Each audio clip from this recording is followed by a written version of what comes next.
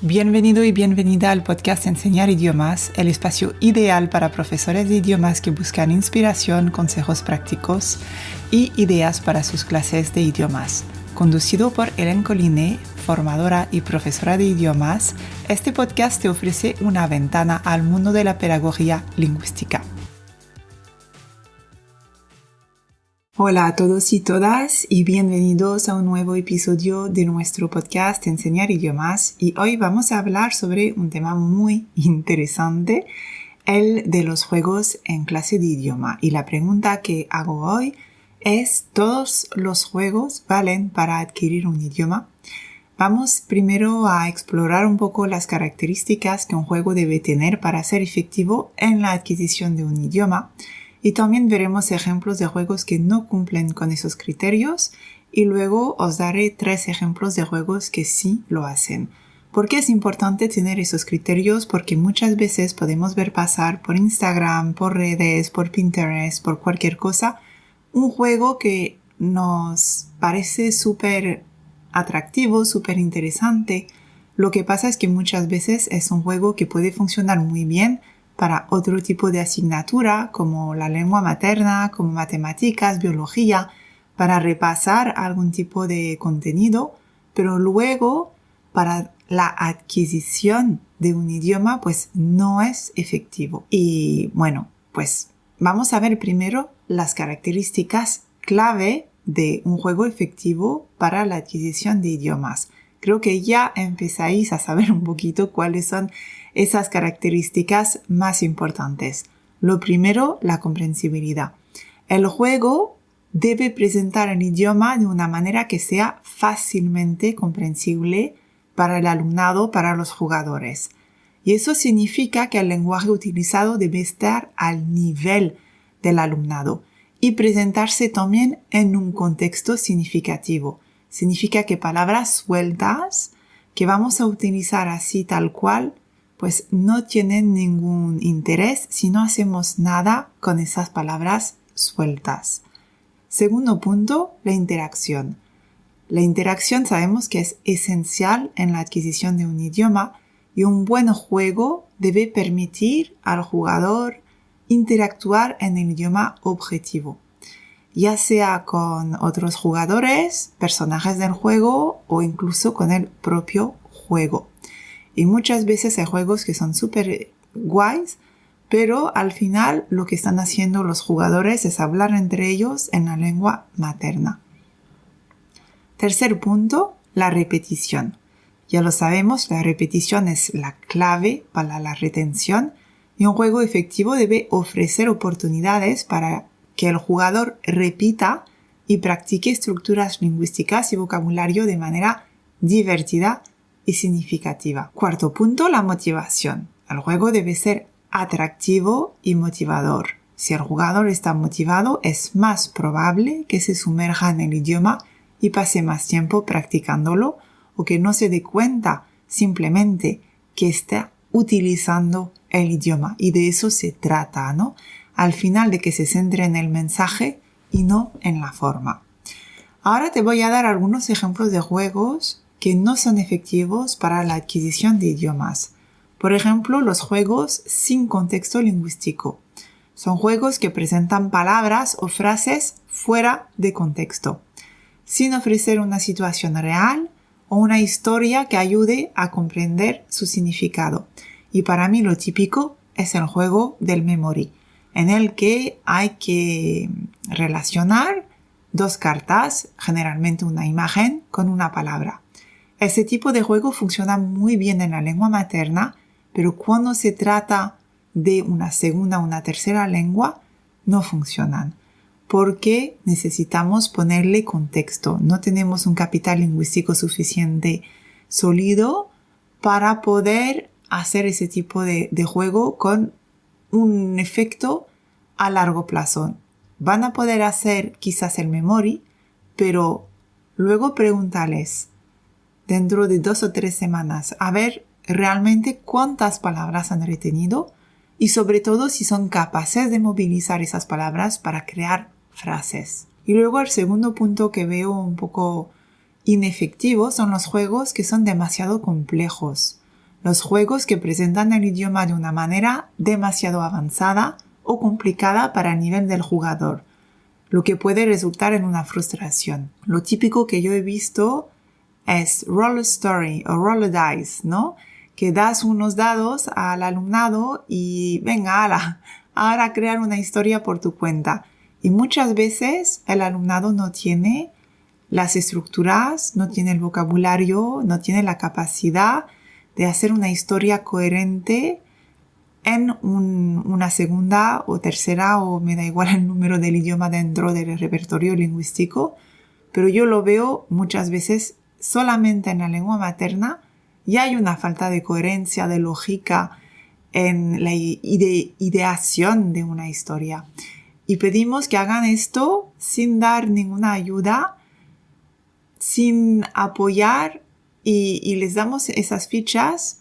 Y a veces yo veo fichas que se hacen ahí en primaria y digo, pero es que tanto nivel de inglés deben tener, porque fíjate que debe ser complicado, ¿no? Lo típico que das, unos dados de Halloween, que ahora pues va a ser la fiesta de Halloween al momento que estoy grabando ese episodio de podcast.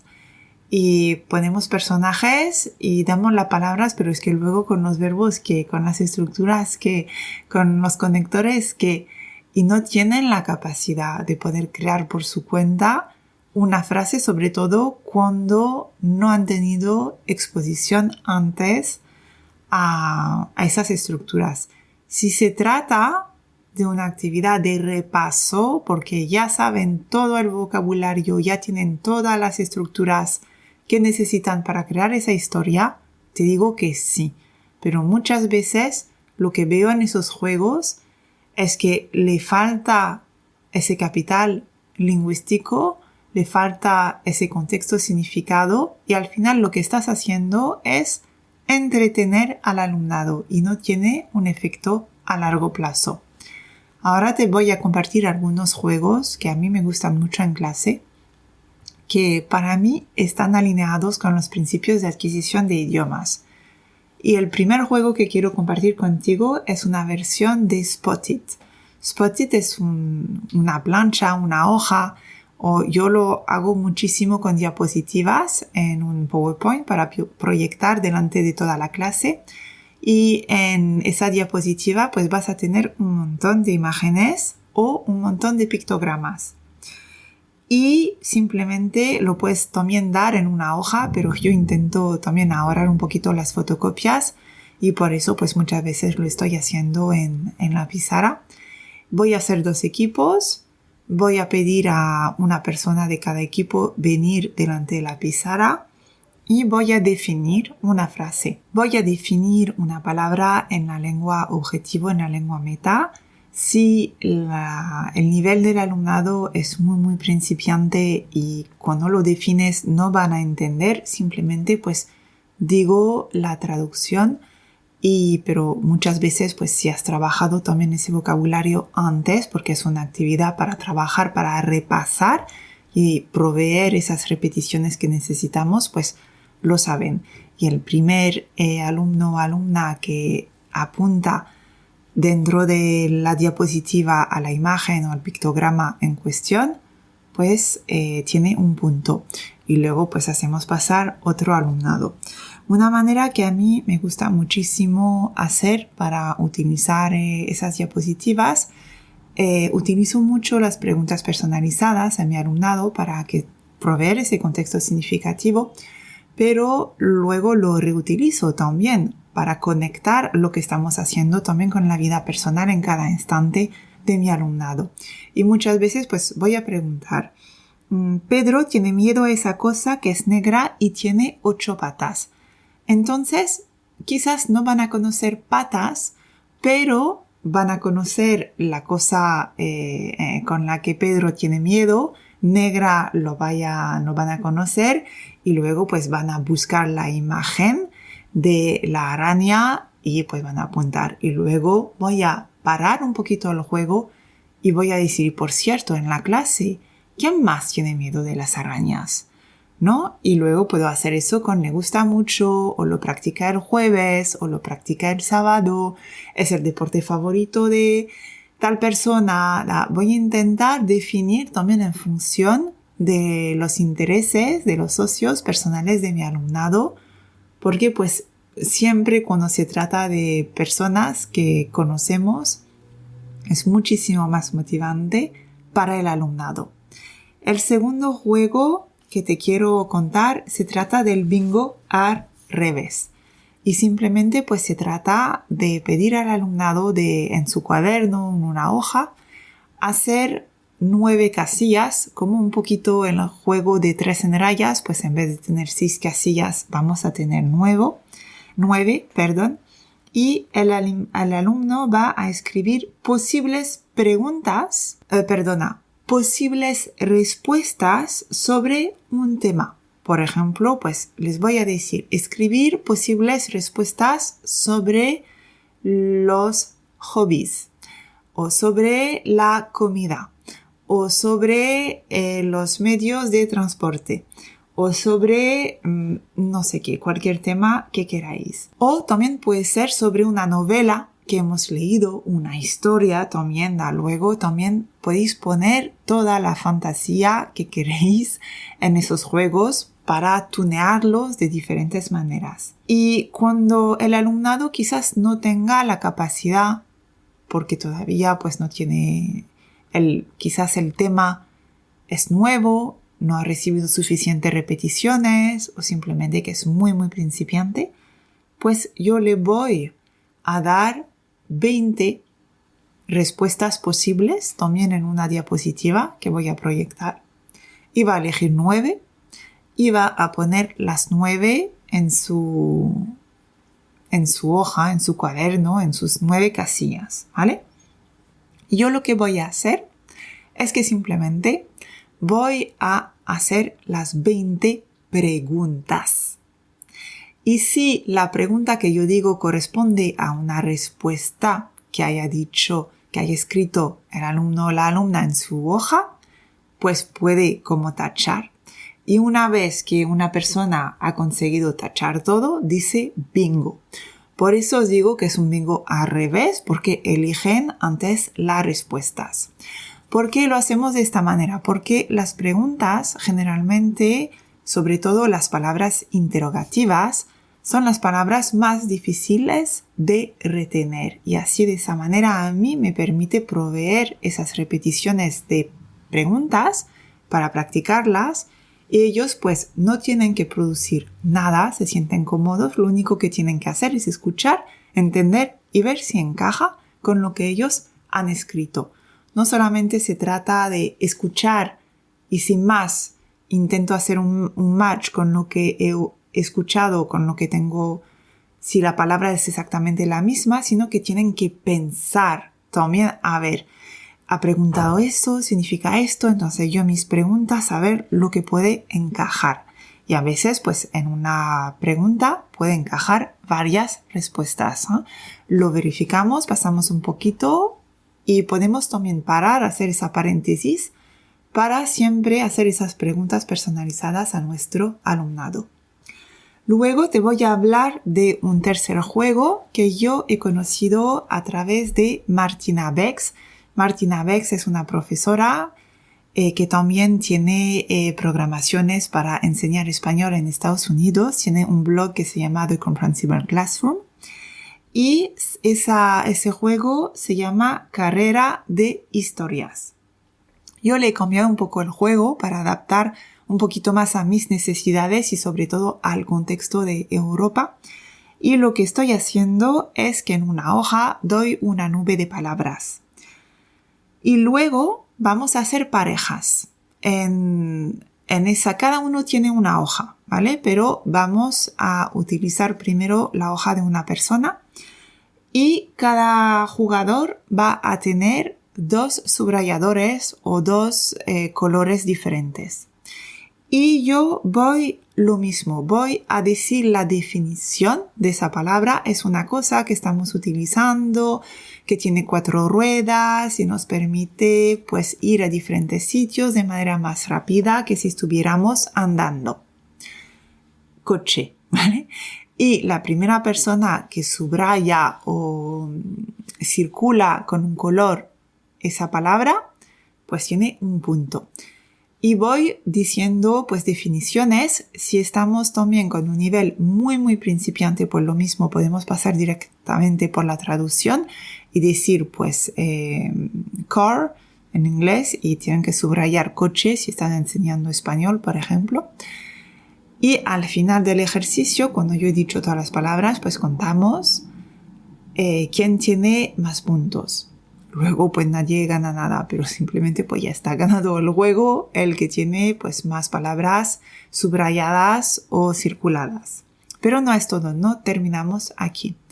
Luego empezamos con líneas, ¿vale? Hay media hoja que tiene la nube de palabra y luego la otra media hoja tiene líneas. En la primera línea vamos a escribir, un alumno va a escribir una frase utilizando el vocabulario que hay en la nube de palabra. Por supuesto, puede utilizar más vocabulario, pero la idea también es utilizar el vocabulario que está en la nube de palabras. Y yo muchas veces, para hacer esa nube de palabra, utilizo una historia que ya he creado con mi alumnado. Y pongo esa historia en un generador de nube de palabras y así me permite también revisar. Y luego como cada uno, vamos a crear una nueva historia. Y luego, pues con esto, un alumno tiene que rellenar la primera línea. Puede hacer quizás 2 frases, quizás 10 frases, pero tiene que rellenar la primera línea. Y pongo un timer. Y luego cambiamos y pasamos el papel al alumno que se encuentra a nuestra derecha. Y lo mismo, ese nuevo alumno tiene que seguir la historia que le han dado nueva y tiene que rellenar entera la segunda línea. Ponemos timer y ¡pum! Cambiamos. Pasamos otra vez a la derecha y así seguimos hasta que se tenga que terminar la historia. Yo muchas veces al lado de esas líneas me gusta, por ejemplo, poner las 2-3 primeras líneas como la introducción, ¿no?, al personaje. Luego pongo algunas líneas para el desarrollo y 2 líneas para el final de la historia para que podamos tener una historia entera. Y así el alumnado que coja el papel pueda ver, pues tiene que leer obviamente la historia, pero puede ajustar también un poquito lo que está haciendo para dejar espacio para no terminar la historia a la 4ª línea, porque una persona que luego coja la hoja pues no va a tener sentido seguir si la persona ha terminado la historia antes. Y así pues sirve un poquito de punto para saber en qué tengo yo que añadir a esa historia, ¿no? Porque muchas veces pues el alumnado se puede sentir un poquito perdido.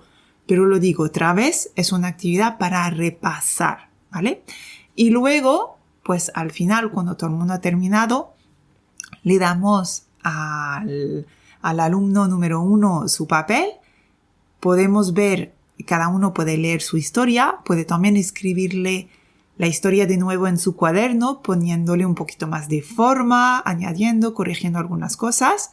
Y luego pues la podemos leer también en el grupo si hay tiempo. Yo muchas veces no tengo tiempo para hacer esto. Y pues vemos lo que ha salido de todo esto.